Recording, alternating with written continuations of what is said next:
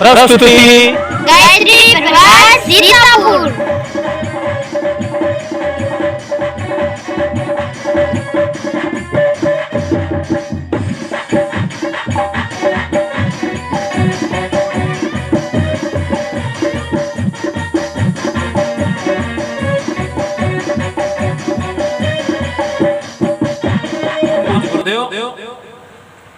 ने कहा बेटा बहुत ऐसे संत हुए जो गृहस्थ रहे, बहुत विरक्त भी रहे। एक संत थे तुकाराम, कहते हैं एक दिन संत तुकाराम खेत की ओर जा रहे थे। उनके धर्मपत्नी ने देखा, कहा कहाँ चले? उन्होंने कहा जा रहे हैं खेत देखने। तो कहा ऐसा है, जब खेत से लौटने लगना तो 4 छींटू गन्ना लेते आना। कोई व्रत होता ना जिसमें गन्ना चूसा जाता है? उन्होंने कहा हाँ हाँ ठीक है, बिल्कुल लेते आएंगे। गए, पूरे के पूरे खेत का अवलोकन किया। जब खेत से वापस लौटने लगे तो अपनी पत्नी की बात याद आ गई। उन्होंने कहा, जब अपनी पत्नी ने कहा तो 4 छींटू क्या, लाओ 10-12 ठू गन्ना लेते चलते हैं। उन्होंने 10-12 गन्ना तोड़े, बढ़िया सा गट्ठर बनाया और घर की ओर चल दिया। गांव के किनारे पहुंचे तो छोटे छोटे बच्चे खेल रहे थे। जैसे आप कहीं बाजार हाट से लौट करके आए, जैसे मोटरसाइकिल खड़े करेंगे, तैसे घर के पास अगर छोटे बच्चे दरवाजे पर है तो झट से दौड़ करके आ जाते हैं। बाबा क्या लेकर के आए हो? बाबू क्या लाए हो झोला में? बाजार से क्या लाए हो? मम्मी क्या लेकर के आई हो? दादी क्या लेकर के आई हो? झट से बच्चे दौड़ करके आते हैं। यदि आप कुछ लिए हैं उसमें से निकाल करके आपने अपने बच्चे को दे दिया तो बाकी आसपास के जो बच्चे वो सब नहीं आएंगे, सब आ जाएंगे। बच्चे ही एक ऐसा है जिनके अंदर किसी के प्रति कोई भेदभाव, ऊंच नीच का, जात पात का, अपने और पराये का नहीं होता है। सबके प्रति कितनी अद्भुत ममता होती है, किसी के प्रति उनके अंदर भेदभाव नहीं होता है। कहते हैं दौड़ करके बच्चे आ जाते हैं। एक बच्चा आपसे मांगा और आपने उसको डांट दिया तो बाकी बच्चे वो भी डर जाते, नहीं आते। एक को आपने दे दिया तो बाकी सब बच्चे आपके पास आकर के लेते हैं, मानते हैं। संत तुकाराम घर की ओर जा रहे थे, किसी बच्चे ने देखा बाबा गन्ना लेकर के जा रहे हैं। बच्चा दौड़ा दौड़ाया, बाबा गन्ना लाए हो? एक गन्ना हमको दे दो ना। लो बेटा, एक गन्ना निकाल करके संत तुकाराम ने उस बच्चे को दे दिया। बाकी जितने बच्चे थे वो सब भी बच्चे दौड़ दौड़ करके आते गए, हे बाबा एक गन्ना हमको दे दो ना, हे बाबा एक गन्ना हमको दे दो ना, हे बाबा एक गन्ना हमको दे दो ना, हे बाबा एक गन्ना हमको दे दो ना। एक एक करके बच्चे मांगते गए। संत तुकाराम गन्ना बच्चों में बांटते गए। अब उनके पास 2 गन्ना बचा। 2 गन्ना लेकर के घर की ओर चले। एक बहन जी और बड़ी बेसब्री से इंतजार कर रही थी, हमको भी कहीं से गन्ना वन्ना मिल जाता तो अपना व्रत तोड़ लेते। देखा महात्मा जी तक लेकर के पहुंच गए। महात्मा जी को देखते ही, संत तुकाराम को देखते ही बहन दौड़ करके आगे खड़ी हो गए, महाराज हमको भी एक गन्ना दे देते तो हम भी अपना व्रत तोड़ लेते। लो देवी, तुम काहे को भूखी रहो, तुम भी अपना व्रत तोड़ो ना। एक गन्ना उन्होंने उस बहन को दे दिया और उनकी पत्नी बड़ी बेसब्री से इंतजार कर रही थी। हमने कहा था जरा जल्दी लौट करके आना, 4 छींटू गन्ना लेते आना, पर पता नहीं कहाँ चले गए। ये तो हम लगता है कहीं बैठ गए, घर सड़ाका लगाने लगे, अभी तक लौट करके नहीं आए। वो बार बार घर से बाहर निकलती और रास्ता देखती। तब तक कुछ देर बाद एक गन्ना लेकर के महाराज घर के पास पहुंच गए। जैसे दरवाजे पर पहुंचा, पत्नी ने देखा, देखते ही आग बबूला हो गई।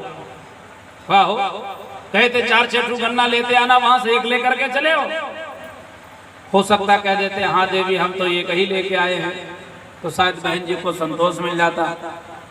पर उन्होंने कहा ना देवी, 4 छींटू क्या, हम तो 10-12 ठू गन्ना लेकर के चले थे। पर कैसे कहें, रास्ते में बच्चों ने मांगा, हमने एक एक करके गन्ना बच्चों में बांट दिया। तब बहन जी को संतोष कहा। इतना गुस्सा कि अपने आपा में नहीं रही। पास में कुछ इधर उधर कुछ दिखा नहीं, दौड़ करके उन्हीं के हाथ से गन्ना खींचा, उन्हीं के पीठ पर दे मारा। गन्ना 2 भागों में बट गया। संत तुकाराम मुस्कुराने लगे, वाह रे वाह देवी, यह तो हम परेशान रहे कि गन्ना है 1 और चूहे वाला है 2।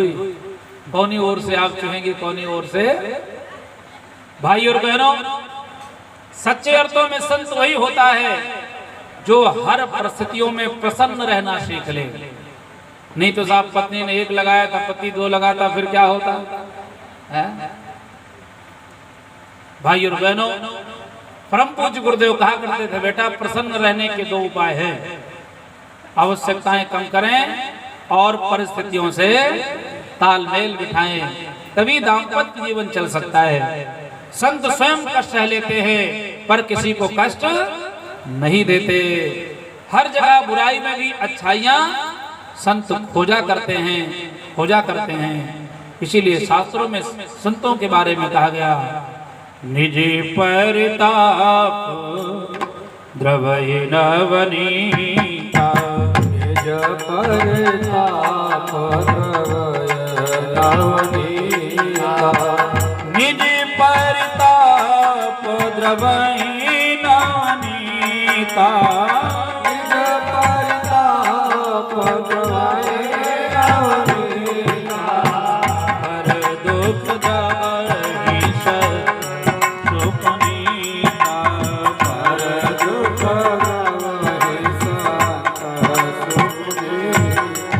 भाइयों और बहनों, परम पूज्य गुरुदेव युग ऋषि वेद मूर्ति तपोनिष्ठ पंडित श्री राम शर्मा आचार्य जी तो अनेक संतों की चर्चाएं किया करते थे।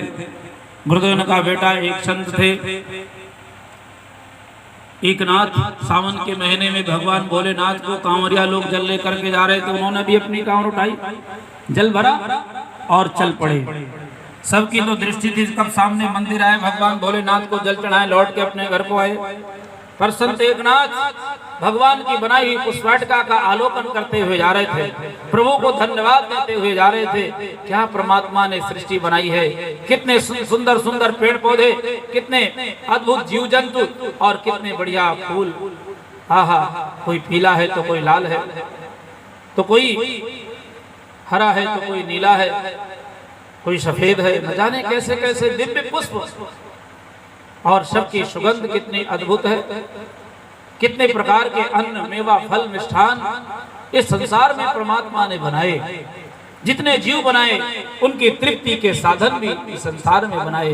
वाह, क्या प्रभु तेरी अद्भुत रचना है संसार की सृष्टि की। भगवान को कोट से धन्यवाद देते हुए जा रहे थे। चलते चलते रास्ते में एक रेगिस्तान सा स्थान पड़ा। कुछ दूर पर दृष्टि जब पड़ी तो देखते क्या है, रेत कुछ ऊंची दिखी।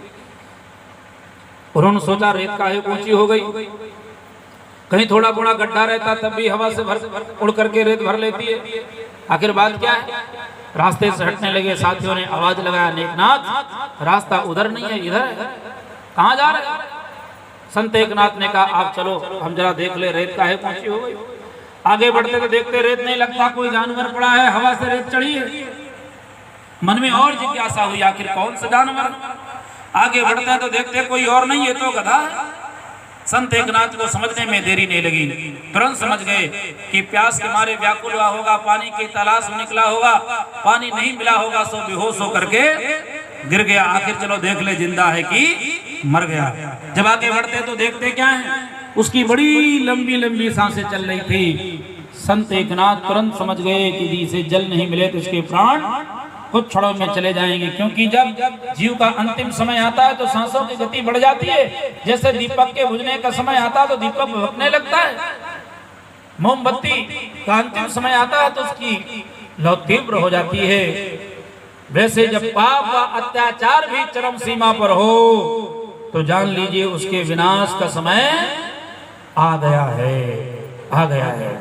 भाई और बहनों, आज के समय में जो पाप अत्याचार अन्याय और अधर्म हो रहा है, जहां एक देश दूसरे देश पर चढ़ाई कर रहे हैं, जहां आदमी एक दूसरे के लिए गड्ढा खोद रहा है, भाई और बहनों, जो राष्ट्र का रक्षक बन करके आया था वही आज का भक्षक बन बैठा है। जो भगवान का सर्वश्रेष्ठ राजकुमार है, दुनिया का सृष्टि का मुकुटमणि है, वो आज अपने पद से भटक गया और असुरों के समान कार्य करने लगा।